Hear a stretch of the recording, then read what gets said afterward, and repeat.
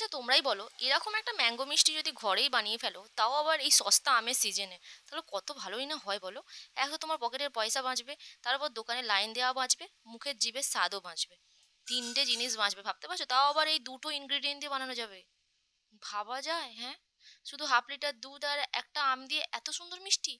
চলো দেখা যাক। সত্যি বলছি, তুমি কিন্তু যদি স্কিপ করে যাও, তাহলে কিন্তু খুব ফাঁসবে। দেখো কি করা যাবে। তো 500 দুধ নিয়ে নিয়েছি, মানে হাফ লিটার দুধ। হাফ লিটার দুধ নিয়ে ব্যাস কিছু করার নেই, 2 চামচ ভিনিগার আর 2 চামচ জল মিশিয়ে দুধটাকে একবার ফুটিয়ে নেওয়ার পর ভালো করে ছানাটাকে, মানে দুধ থেকে ছানাটা বার করে নাও, ঠিক আছে? ছানা জলটাকে তুমি রাখতেও পারো, এটা দিয়ে তুমি আটা মাখতে পারো, কিংবা কোনো তরকারিতে দিতেও পারো। কোনো টেস্ট বিগড়াবে না তোমার তরকারির, আর খুব সফটও হয় আটা। তো যাই হোক, বেশি জ্ঞান দিয়ে ফেলছি। দেখো এখানে কি করেছি, ছানাটা তো বার করে নিয়েছি, নেওয়ার পরে তারপরে একটু জল দিয়ে ধুয়ে নিলাম। ধোয়ার পরে কি কাজ? কিচ্ছু কাজ নেই, এটাকে তুমি একদম নিকড়ে না জলটা বার করে দাও। পারলে তুমি এর উপরে একটা কোনো ভারী জিনিস রেখে দাও, যাতে জলটা পুরো মানে বেরিয়ে যায় আর একটুখানি ড্রাই হয়ে যায়। খুব বেশি ড্রাই করো না, মানে পনির বানিয়ে ফেলো না, ঠিক আছে? ছানাকে ছানার মতনই রেখো। তারপর কোনো কাজ নেই, ছানাটাকে ভালো করে হাত দিয়ে এরকম করে ম্যাশ করো, মানে মাখো। ভালো করে মাখার পর দেখবে একটু সফট হয়ে গেছে, ওর মধ্যে এলাচের গুঁড়ো, একটা মিল্ক পাউডারের প্যাকেট দিয়ে দাও, মানে ওই যে 5 টাকা কিংবা 10 টাকা যে কোনো দিতে পারো। সাথে আমি একটুখানি চিনির গুঁড়ো দিলাম। তোমাকেও কিন্তু চিনির গুঁড়োই দিতে হবে। চিনি মানে গোটা চিনি দিলে না একটু মানে মেল্ট হতে একটু সময় লাগবে। তো যাই হোক, চিনির পাউডার দিয়ে দিলাম তোমার 1 চামচের মতন। 500 দুধের জন্য 1 চামচ চিনির পাউডার ইনাফ আছে, ঠিক আছে? ব্যাস আর কিছু করার নেই, ওটাকে ভালো করে চটকে মোটকে মেখে কড়ার মধ্যে ঢেলে দাও। ঢেলে দেওয়ার পর একটু কেসার দিয়ে দাও, যদি থাকে অবশ্যই দাও, আর না থাকলে ছেড়ে দাও, কোনো দেওয়ার দরকার নেই, তোমার এলাচের গুঁড়োতেই কাজ চলে যাবে। তো কেসার ভেজানো দুধ ছিল, সেই দুধটা দিয়ে দিলাম, এতে ফ্লেভারটাও ভালো আসে আর রঙটাও খুব সুন্দর হয়।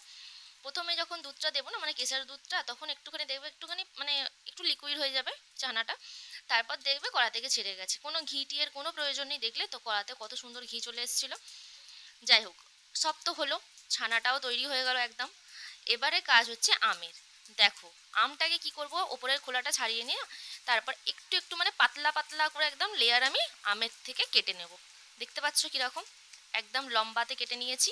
আর এখানে যে মিক্সচারটা ছিল ওটাও একটুখানি শুকনো হয়ে গেছে, মানে ড্রাই হয়ে গেছে। এটাকে হাত দিয়ে ভালো করে একবার মেখে নেব যাতে একটু সফট হয়ে যায়। তারপর কি করব, এর থেকে মিষ্টি বানাবো। দেখো দু রকম জিনিসে কত সস্তার মিষ্টি বানানো হয়ে গেল। মানে বাড়িতে যদি তোমার অতিথি আসে না, তুমি সহজেই দিতে পারবে, মানে চটজলদি আর কি মিষ্টি বানাও আর দাও, নামও পাবে। তারপর মানে তোমার পয়সাটাও বাঁচবে, আর গ্যাস খরচও কমও কিন্তু হলো, কি বলো? যাই হোক, দেখো আমের কাছ থেকে স্লাইস কেটে নিয়েছিলাম, আর ওই মিষ্টিটাকে হাত দিয়ে এরকম করে রোল বানিয়ে নিলাম। কোনো চাপাচাপির কোনো ব্যাপার নেই, নর্মালি হাত দিয়ে রোল বানালে আপনি আপ রোলটা হয়ে যাবে। তারপর ব্যাস এই যে আমের স্লাইসগুলো ছিল তার মধ্যে এটাকে এরকমভাবে ফোল্ড করে দাও, মাঝখানে মিষ্টিটা রেখে তার নিচ থেকে আমটাকে মুড়ে দাও। ব্যাস তোমার মিষ্টি তৈরি। ওপর থেকে একটু মানে পিস্তা আর একটুখানি তোমার ওই যে সিলভার কালারের বার্কগুলো পাওয়া যায় না, ওইটা দিয়েছি। কেমন লাগছে বলো? ব্যাপক না? 500 দুধের মিষ্টি প্রায় 6-7টা হবে তোমার, মানে 6-7 পিস হয়েই যাবে।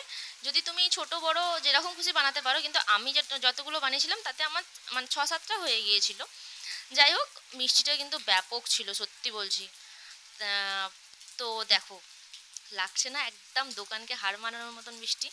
দোকানের থেকে অনেক বেশি টেস্ট গো। আমসত্ত্ব যে মিষ্টি খাও না দোকানে, তার টেস্টকে হার মানিয়ে দেবে, এত দারুণ হয়েছিল।